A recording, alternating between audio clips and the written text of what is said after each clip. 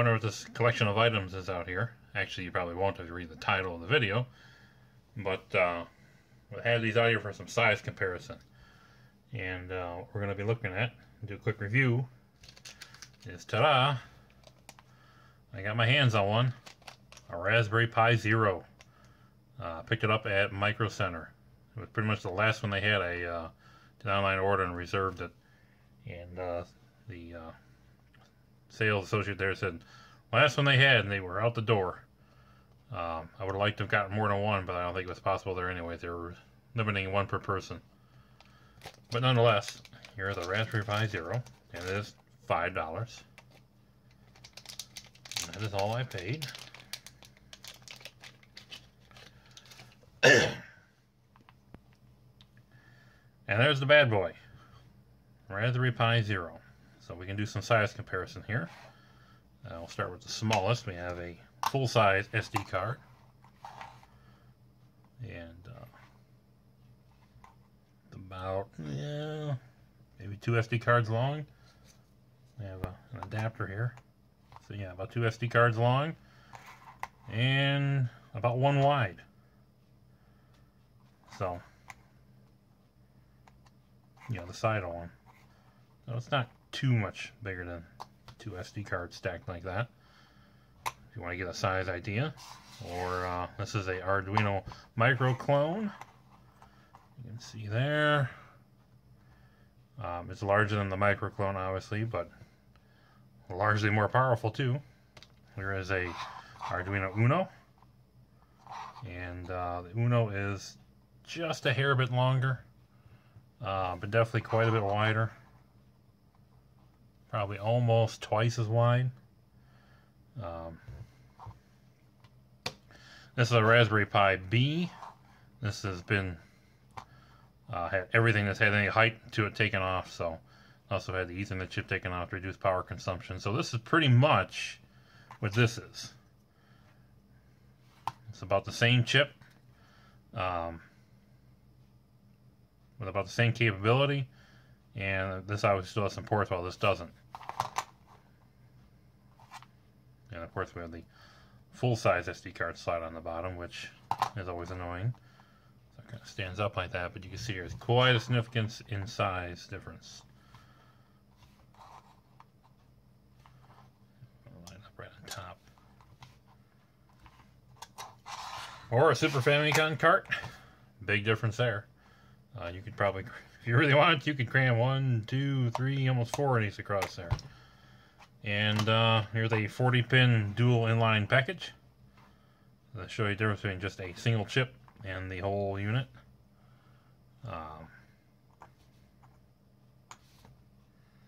So pretty small.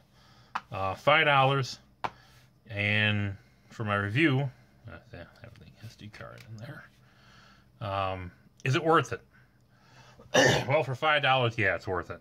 It's pretty hard to pass up for $5.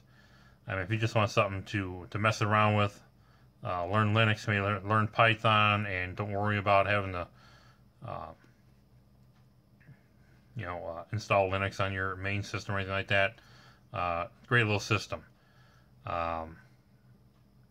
If you're going to use it as a standalone Raspberry Pi, I would say no.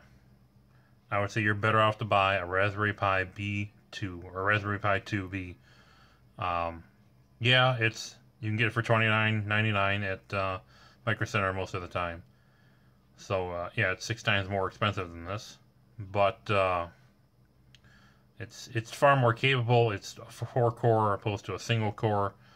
This is the same chip that was on the old Raspberry Pis. It's not overclocked, but it's clocked at 1 gigahertz. Although none of the installations on Raspberry Pi .org, is it .org? The Raspberry and Orta Noobs install seem to identify. Well, I have to excuse cuts and jumps and whatnot and whatever's happening here, and if I forgot something, I don't know why my cell phone camera I'm using here is just always cuts out at me just randomly for no reason. But anyways, that's not the topic of the video. I was saying about the installation on here from raspberrypi.org. You can either get Noob's download, or you can get just Raspbian. Just make an image of it. Neither of them identify the Raspberry Pi Zero correctly. They want to make it run at 700 megahertz, and this should be running at 1 gigahertz according to their specs. And I actually posted something on the Raspberry Pi forums about it, and I don't know if anything's going to be updated or not. But as of last night, it was coming up at 700 megahertz running this. So I overclocked it in the config file, and I was actually running at 1100 megahertz, so 1.1 gigahertz, and 400 for the RAM, 400 for the SD card, and I think a slight over voltage. And it was running stable, it was running fine, and I ran Raspbian on it, I ran RetroPie on it, and both ran great. But I'll do some kind of a little bit of a list of pros and cons. Pro, obviously the size and the cost. I mean, it's unbeatable for the size and the cost. You know, it's got a nice selection of ports. It's got, you know, the SD. It's got a a mini HDMI, which I'm not really a big fan of. Maybe in other countries, mini HDMI is very popular, but in the U.S., you can get cables. I mean, they're available, but I don't own any other device in the house that has a mini HDMI. This is the only thing that has it, so I had to run out and get a cable. And strangely enough, of all the places that had it, Best Buy, Fry's, Electronics, those places, they had them.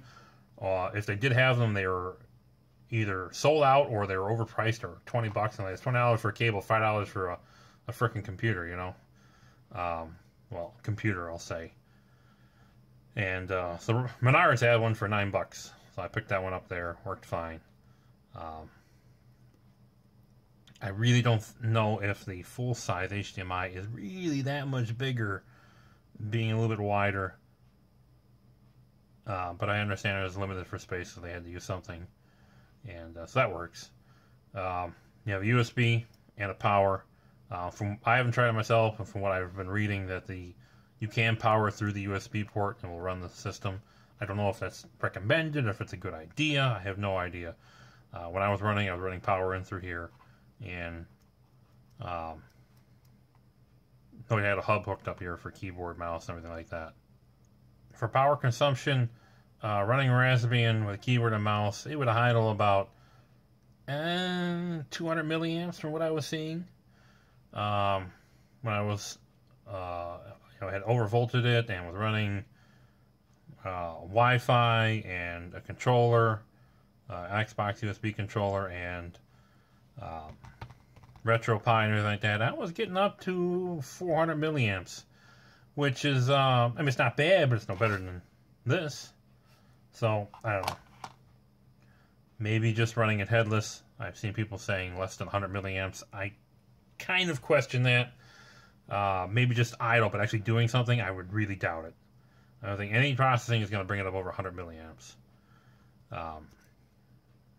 Test points on the back. I know these two right here are power. These two are data USB. I haven't tested out owned anything out. For the rest, we have a reset. And my biggest, number one gripe, we have a composite out. And I think there's going to be other people complaining about this. Composite out, but no audio out. No analog audio out. We have audio out through HDMI. But you can buy a dongle and break it out if you want, but by the time you add the dongle and everything, you might as well just get a Raspberry Pi A Plus or a B. You're just starting to grow in size. And the whole point of this is size. That's the number one feature here, is the size of the thing. And the cost. And I understand, maybe that would up the cost. Maybe it would cost $1 more. I would rather pay $6 and have the audio out. It'd be so much more useful for things for like retro systems, like a Pi Boy here, or throwing it in an SNES or something like that, or whatever you want to do for some kind of retro gaming, hooking up to a variety of things, even just general use on a TV or something. I really think that was a mistake to leave that out. Number one mistake in my book. You can change GPIO output. I think it's 40 and 41. Don't quote me, is the output for the audio that's used on the old Raspberry Pis with a simple filter. You can change it. So I think it comes out 18 and 19 or 18 and 20. I don't remember. I haven't tried it or anything. But then you have to build a filter. And it's a pretty simple filter, but it's a couple resistors, a couple capacitors. And so now you're adding more dimension by building that on here. It's not a lot, but it's just going to add more size. And again, at that point, it kind of defeats the purpose of the size, and you have to add stuff on just to get audio out. I would have rather seen them given us a 4-pin USB breakout if it would have saved enough space to add the extra filter components for USB, a breakout instead of having a port, or just a simple power port of 2 pins instead of having the USB like this. And like I said, in my book, a big miss on it. So in general, I mean, if you want to get a Raspberry Pi and you're getting your first one, I really wouldn't recommend the Pi Zero. Yeah, it's cheap, but being the single core, it's kind of doggish when it's running stuff like Raspbian. Browse the web on this, it's pretty painful. And I know that's not what it's designed for. Oh, look. Since we got it there, the full Raspberry Pi B. There's the HDMI port. So I guess it is pretty significantly larger. So I guess it's a pretty good idea they went with the Mini. But I really would recommend, if it's your first one and you're going to use it for any kind of, learning how to learn Python or any little bit of light web browsing or something like that, an actual kind of computer, we'll call it, I would really recommend the Raspberry Pi 2. It's $29.99, and it's 6 times the cost. But I think it's well worth it. If you already have a Raspberry Pi, which I have a few, an A+, a B, 2B, I'll see one modified, one not, Raspberry Pi 2, and so this is what would be my 4th or 5th Raspberry Pi, and for like I said, for $5, it's pretty unbeatable for the price. It really is. I mean, you're talking Arduino, which is nowhere near the power, but it's a different purpose. It's not the same thing, and I think people are going to say like, Arduino costs more than this, and this is more powerful, and well, it is. It's more powerful, but the point is this doesn't have an operating system to run. This runs, you turn it on and it's instantly running the code that you put on it. It's a microcontroller, not a microprocessor. There's a difference, big difference. And I hope it's something that doesn't get lost in the translation here, where people think that, this is $5 and this costs more. Why should I buy this? They have different purposes. I would like to see, well, I mean, we have the Arduino Micro, which is a much smaller Arduino. Maybe something that was kind of in between, about the same size, same form factor, broke out some extra features, but something that Arduino could come out to be cheaper. You can get clones on eBay cheap, there's no doubt about it. But an official Arduino board, that would be about $5, and I really think that would be a great thing to have too. But I'm just kind of rambling on now. And one change there is here compared to the A+ and the Raspberry Pi 2, no clicking. Just push it and that's it. Push and pull out. I think I would have liked to have seen it flush. I don't really like calling it a $5 computer. Or shall I quote computer? Because yes, it's $5. Yes, it can do some of the functions of a computer, but it's not really a computer. I guess for very basic tasks, it's usable. But once you start trying to do anything, even like browsing the web, it gets pretty painful. At least what I was trying last night. I admit I didn't do a lot of computing on these older Raspberry Pis. The only one I finally did a little bit of use on was the Raspberry Pi 2, which is far more capable, having 4 cores. But it can be painful. It can be. Web browsing with the Epiphany browser is really god-awful slow. I just have no way of describing it. Simple pages load up quick. Go to Google and do an image search. And watch the CPU usage pack at 100% non-stop. It'll be at 100%. And just 5-10 minutes to open up an image. I don't know if there's something wrong with the browser or if something else going on. But just terrible. I installed Iceweasel, which is pretty much Mozilla Firefox, for the Raspberry Pi, and it was definitely quicker, but still pretty painful. Like I said, a Raspberry Pi 2 is far better for a computer. If you want to use something as a computer, like a silent kind of PC, battery powered, you can power it off one of these kind of things like this, go for the Raspberry Pi 2. The power consumption is not that much more.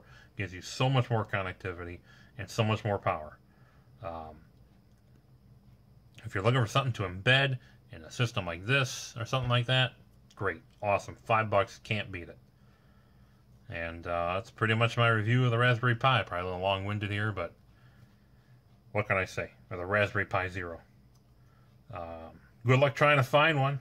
Seems like everybody's out of stock everywhere. I'm going to keep my eye open on Microcenter, see if I can pick up another one at least. I'd like to get another one. Maybe a third one, just to have on hand for projects if you want to do something. They're so cheap, you can just have it on hand, just throw it in a corner, it can lay there, you don't feel like you're spending a lot of money. I definitely give credit where credit's due. They came out with a hell of a little thing here.